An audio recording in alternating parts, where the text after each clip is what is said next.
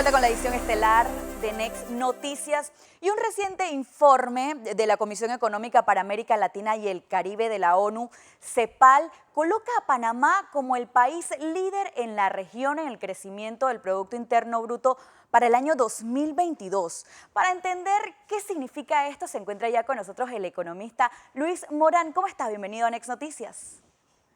Muchas gracias, Made, por la entrevista. Gusto saludarles y, bueno, deseándoles felices fiestas a todos. Definitivamente, y por eso precisamente es importante hablar de economía y cómo podría ser el 2022 para nuestro país. Este informe coloca en un crecimiento de 8.2% a Panamá. ¿Qué significa esto? ¿Qué implica este crecimiento de Producto Interno Bruto? ¿Y cómo se podría traducir para el panameño de a pie que en este momento está buscando pues, que el 2022 sea aún mejor? Totalmente. Estas proyecciones son muy buenas explicarlas porque reflejan cómo estaría la economía, digamos, para el 2022. Como tú mencionas, la Comisión Económica para América Latina refleja que Panamá experimentará un crecimiento de 8% para el próximo año. Es favorable este escenario porque refleja, digamos, los signos de una recuperación de la economía que no solamente se da a través de Panamá, sino también a través de la región y del mundo. Hay que tomar en cuenta que esta es la proyección del Producto Interno Bruto o de la proyección y que no podemos quedarnos más de solamente con esa proyección, debemos ir un poco más allá. ¿Qué quiere decir esto?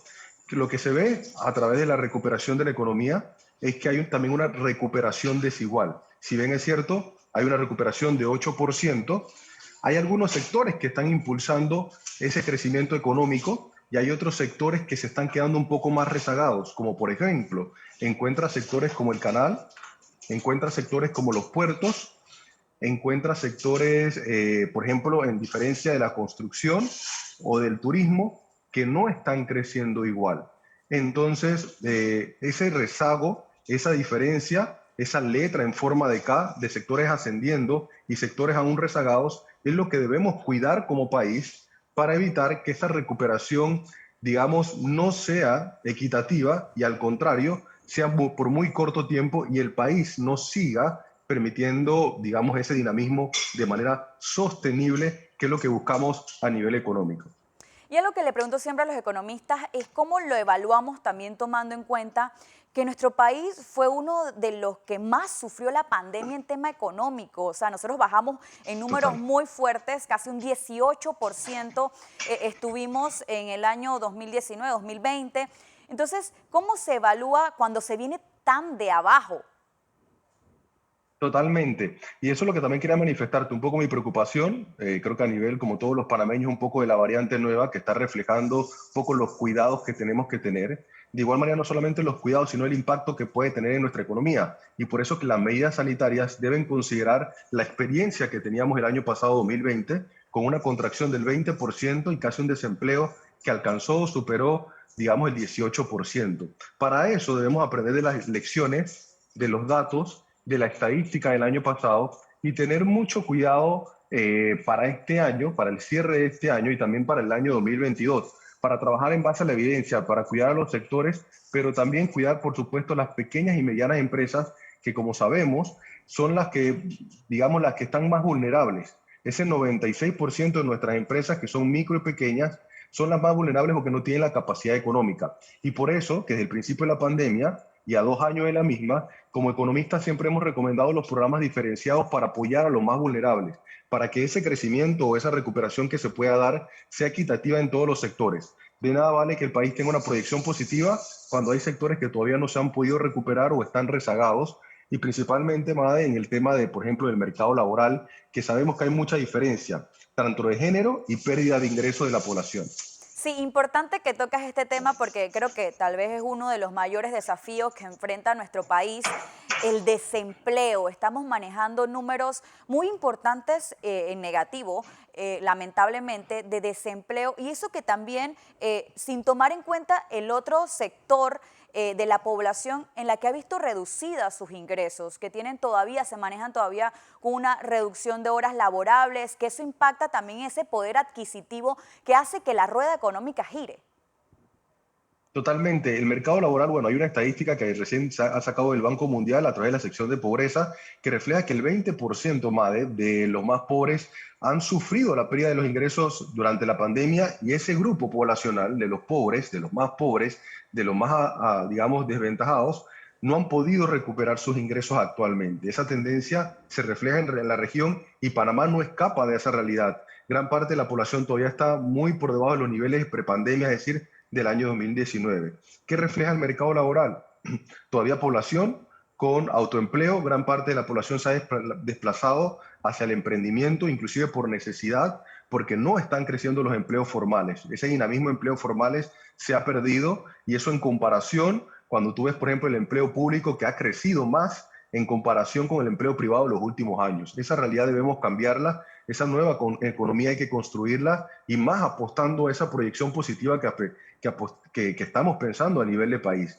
El mercado laboral también refleja que un grupo de los más afectados son las mujeres y son los jóvenes. Gran parte de las mujeres todavía en la informalidad han perdido ingresos y también han perdido seguridad. Y por supuesto también hay grupos de jóvenes que al momento de buscar trabajo encuentran muchos obstáculos en la entrada del mismo. Para eso es necesario políticas públicas adecuadas, focalizadas, es decir, yo voy a buscar a aquellos grupos que lo necesitan y poner los recursos adecuados dentro del mismo.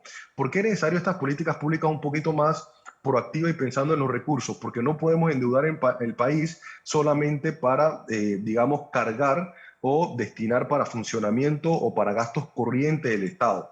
El gobierno no puede ser una carga solamente de planilla o del sector o de funcionamiento público. Al contrario, tiene que dar esa confianza al sector privado para que dinamice el empleo. Y para eso es muy necesario un programa agresivo de inversión pública, principalmente en infraestructura, como están haciendo los otros países que están impulsando el empleo a través de mejorar la infraestructura en todos los niveles y a nivel nacional. Y usted menciona algo también que es la parte de esa responsabilidad del gobierno y hemos visto también esta decisión por parte de los gobernantes de continuar con subsidios. Por ejemplo, este tema de Panamá Solidario. En cuanto a los factores económicos que podrían afectar a nuestro país para el próximo año, ¿cómo evalúa esa decisión? Totalmente. El mercado laboral no se ha recuperado totalmente y gran parte de lo que refleja que ese mercado laboral no se ha recuperado es lo que tú mencionas, el tema de los subsidios. Recientemente se ha hablado de una extensión de los subsidios. Los subsidios actualmente ocupan gran parte de los ingresos a nivel del Estado, es decir, que nosotros tenemos una continuación de subsidios que no es recomendable, digamos, a esos niveles mantener. ¿Por qué? Porque subsidios que comenzaron o fueron diseñados para ser temporales, hoy se convierten en subsidios permanentes y mantener una alta carga de subsidios no es beneficioso para las economías y eso es uno de los cuidados que tenemos que tener a nivel de Panamá. Si el mercado laboral se estuviera dinamizando y estuviera recuperando, definitivamente los subsidios deberían ir disminuyendo. Es una buena oportunidad para ir disminuyendo los subsidios, para ir mejorando la economía. Obviamente esto se da en el marco de que se logre mitigar la pandemia. Por eso te mencionaba al principio la importancia de esas medidas sanitarias que vayan adecuadas también con la economía, porque sabemos, por ejemplo, que el caso panameño, la economía no funciona ni en encendido ni apagado y que las restricciones, los confinamientos ya dieron un resultado bastante negativo el año pasado. ¿Por qué? Porque gran parte de nuestra economía depende del sector servicio, gran parte de nuestra economía depende de las micro, pequeñas y medianas empresas y gran parte de nuestros trabajadores lo hacen por autoempleo o lo hacen de manera informal. En comparación con las economías europeas, por ejemplo, donde más del 10, 15 y 20% a lo mejor lo hacen o laboran desde el tema del teletrabajo. Esos temas, Made, son los que debemos incluir para obviamente aprovechar los desafíos, los retos que tenemos en la economía, no solamente al cierre de este año, que nos ha llegado la variante Omicron, sino también para el próximo año, que de seguro va a haber un poco de ajuste en esa recuperación económica producto de lo que está viviendo el mundo. Yo creo que lo único, el elemento también positivo que han mencionado las autoridades, un poco de que esto puede ser un poco más pasajero y puede ser su menor impacto en comparación con lo que vivimos en 2020. Pero esto no descarta que debemos también cuidar la economía y cuidar los empleos formales. La recuperación tiene que ser a través de las pymes, a través del empleo formal y de una alianza público-privada donde el sector público dinamice la economía a través de un programa adecuado de recuperación económica. Y lo positivo también es que este tipo de informes influye en la inversión extranjera.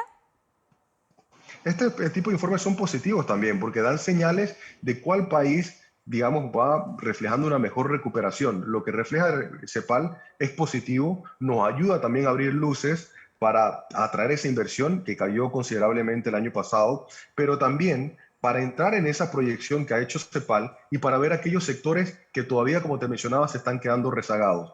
Porque esa proyección positiva nos proyecta bien y nos refleja bien a nivel internacional, pero sabemos que todos los sectores y toda la población no lo está sintiendo, no lo está reflejando igual.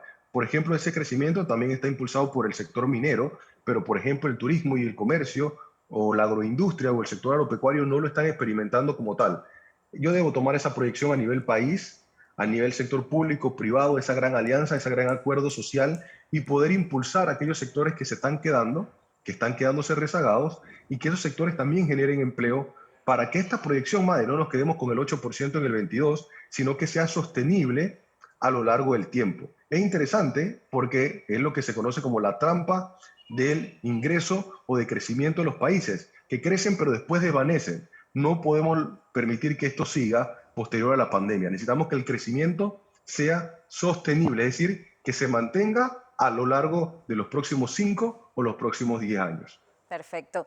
Luis Mora, muchas gracias por estar con nosotros aquí en el Noticiero Estelar de Next Noticias. Que tenga buenas tardes. Gracias a ustedes por la oportunidad.